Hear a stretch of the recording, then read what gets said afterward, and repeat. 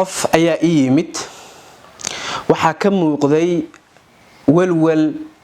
murugo iyo niyad jab waan wada fariisanay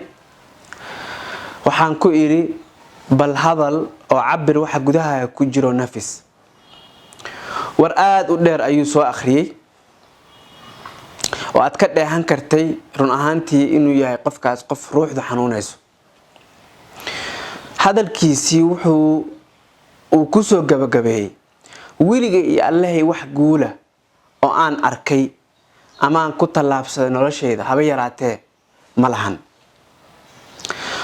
kulankeena maanta kelmadiisu waxay tahay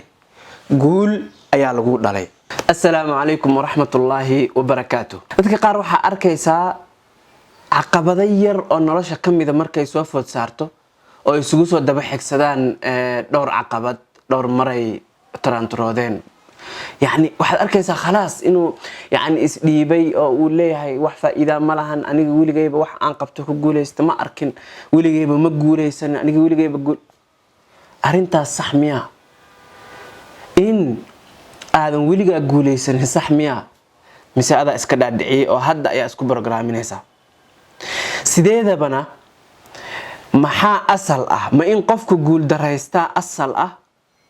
mise inuu qofku guuleystaa asal ah labada tay asal noo ah ma inaan guuleysano oo noloshu si sahlan oo macaan ku socoto guul isdaba jooga xamaasad farxad ee ku socoto mise guul daro baaba murugo iyo maxaa la yiraahdaa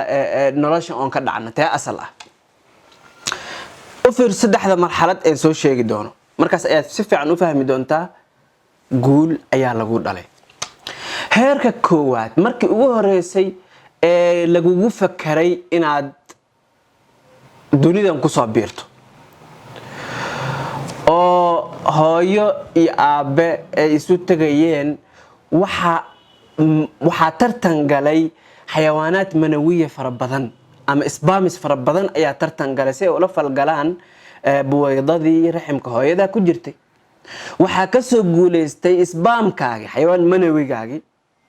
oo la falgalay saadaraadid malaayiin hadda daan ku iraahdo intaas oo milyan oo qof ayaa tartan la gashay adaana wan ku soo baxay waa fahmi kartaa aqbali kartaa laakiin tan maadaama wax caadi yihiin mar walba aan sameeyno waxba badan kama soo qaadayno macna badan ma laha laakiin malaayiin milyanis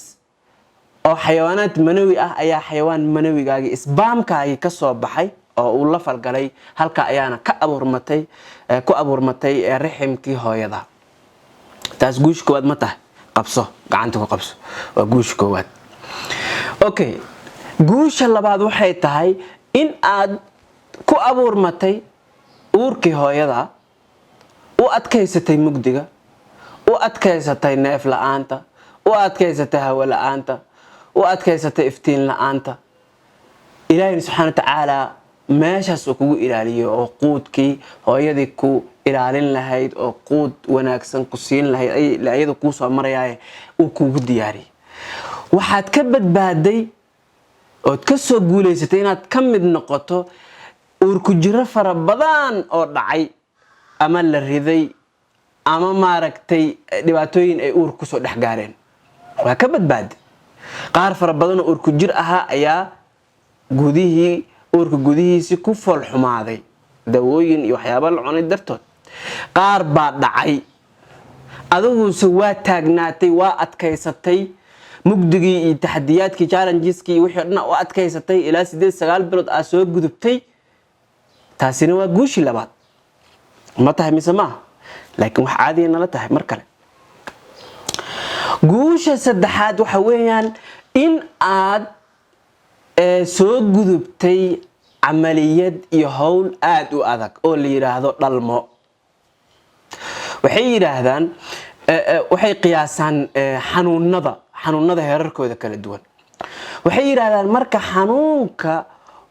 ugu daran waxa weeyaan number 1 macna xanuunada heerarkooda markii la qiyaasayo waa gubniinka kaasa number 1 ugu xanuun badan xanuunka labaad oo ku xiga waxa weeyaan xanuunka ka dhasha hawsha dhalmada ama dhanka uurku jirkii soo baxay iyo dhanka hooyadii dhaleysay labadaba idan xaaladaas adag iyo xanuunkaas adagna waa ka soo guuleysatay oo waliba dhaqaatiirtu yiraahdaan sida caadiga ah ee fikirka caadiga maskaxdeena iyo intaan fahmi karno markii loo eego in si nabada uu uurku jirkaas ku soo baxo waa wax aad u yar haddana si nabada ku soo baxday si nabada lagugu dhalay guushi saddexaad iga qabso iyadana idan saddex guulood adoo wata oo saddex digla ah oo garaadihii guusha kugu taxan yihiin ayaa dunidan ku soo biirtay marka waxa inta ka dambeeya miyayna ahayn guulo isdabayaala haday turanturo kula soo gudboonaatana waxaad ogaataa in wax ka khaldan yihiin in macluumaad ka dhiman tahay in laga kicinayo oo maaragtay lagu baraarujinayo iyo wax la mida ilaan mididaba markastoon sii afayno macnaha markastoon sii xoqnaan ka wada oon qayb ka sii hoolno oon ka sii goyno af ayay sii yeelataa sooma sadaradeed caqabadahan ku soo maray iyo taranturada ku soo maray waa wax adiga ku sii siyaadinaya shaabanin iyo maaragtay inay ku sii afayaan ku sii dhalaaliyaan ku sii qurxiyaan maahan wax adiga gadaal ku celinay maahan sadaradeed iska daa inaad isku jabto oo tiraahdo wiligay guul ma arkeen wiligay hadda saddex guul adoo wata timid dunida iska badhaaf ma idin soo tirin waxyaabo far badan guulaa jira waa ku faadhacday socdaa baratay waa hadashay baabaayaya saa u lahayd maama maalinka damba kartay ila aakhirihi saa u soo wad laakiin nooma xisaabsana wax iska caadi nala noqdeen markay wuxuu moogtaa mar walba SMS maan hadda danku ilaahdo diyaarada inta ka qaatay waxaan tagay meel hebla meel aad u fog aan sheego wadan kale wax weyn kama soo qaadaysid dad fahamsan tahay fahamka haystid maaragtay diyaaradaha macno weyn kula ma sameynayso saacaduba haba yaraadeen laakiin qof hadaan keeno مثلا 1750 miilaadiye noolaa 1750 noolaa hadaan keeno on hadda soo nooleysino keeno xilliga aan joogno oo uga sheekayno waxaan ka tageynaa Afrika waxaan tageynaa Mareykan meel kamida 20 saacadood gudahooda aan ku tageynaa yani waxaan 24 saacadood aan dhameyn wuxuu leeyahay rooy wax ma idin sheegaa waxaas wax aqliga galaya maahane wax aqliga keena ma taamisma annaga laakiin caadi nala saas lamida guulahaas tirada badan ee sameynaysid uma jeedid waxaad u jeedaa halka iyo labada mar ee aad kuftay sida daraadeed waxaan leenahay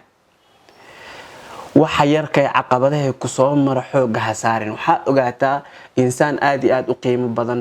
oo ilaahay subhanahu wa ta'ala karaamay oo uu sharfay oo saddex guul oo waaweyn oo noloshiisa soo